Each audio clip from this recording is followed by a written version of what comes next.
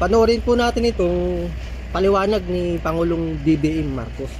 At talagang ito pong ating Pangulo ay nagpapalusot pa talagang hanggat makakalusot ay lumulusot. So kayo na po ang humusga mga kababayan at panoorin po natin ito. Ito, pasok. He's lying. Sasalita si BBM yan. He's a president. He knows that you cannot pass a GAA without with a blank. He's lying. He's lying because he knows perfectly well that that doesn't ever happen. Sa kasaysayan ng buong Pilipinas, hindi pinapayagan na magkaroon ng item ang GAA nang hindi nakalagay kung ano yung project at saka ano yung gastos, ano yung pondo. So, it's a lie.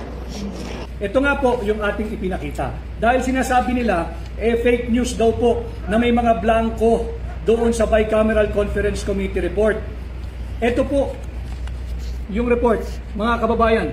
Kayo po ang humusga, kayo po ang magsabi at atin pong labanan ang fake news ng Malacanang. Ang sinasabi po natin dito, panay blanco, bilyong-bilyong pisong halaga blanco, itong Bicameral Conference Committee report. Pirmado po ito. Wala pong nagsabing blanco yung GAA, yung General Appropriations Act. Malacanang po nagsabi nun.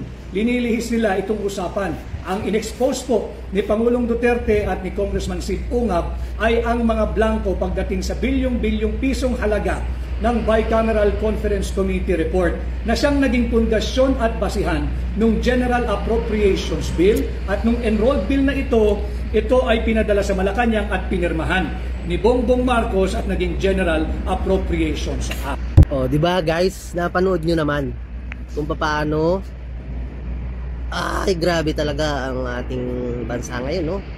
Talamak na, talagang bulgara na, talagang garapala na ang kawatan, ang pagnanakaw sa kaban ng bayan. Talagang ang lakas ng kapit nitong si Pangulong Bongbong Marcos, dahil kakampi niya ang mga oligarchs, di ba?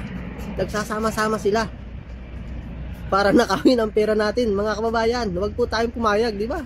Talagang itong Malacanang talagang ang hari ng fake news. O, di ba?